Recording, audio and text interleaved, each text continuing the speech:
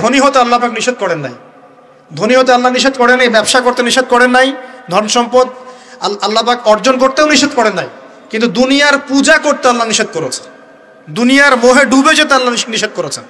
সম্পদ ওসমান রাদিয়াল্লাহু আনহুরও ছিল, কিন্তু সেই সম্পদ তিনি তার প্রয়োজনে যতটুকু লাগতো এতটুকু ব্যয় করতেন, বাকিটা আল্লাহর রাস্তায় ব্যয় করতেন। ওসমান রাদিয়াল্লাহু আনহুর মতো ধনী হতে কোনো সমস্যা আছে? কোনো আপত্তি আছে? একটা আমল তার জীবনী থেকে পাওয়া যায়, এটা পড়ে আমার কাছে এত নিজেকে এত ছোট মনে হচ্ছে যে কাশ যদি এই আমলটা আমি করতে পারতাম। বলে দেব, চেষ্টা করছি যে করার, আপনারাও করার চেষ্টা করেন। উসমান রাদিয়াল্লাহু আনহু ধনী ছিলেন কিনা, তো নবীর কাছে গিয়ে বলছেন যে আমার ধন সম্পদ খুব বেশি বাড়ছে, ইয়া রাসূলুল্লাহ আপনি সম্পদ একটু কমানোর দোয়া করেন তো আমার জন্য। চিন্তা করা যায় মানুষ এমন দোয়া কেউ করবে এই যুগে?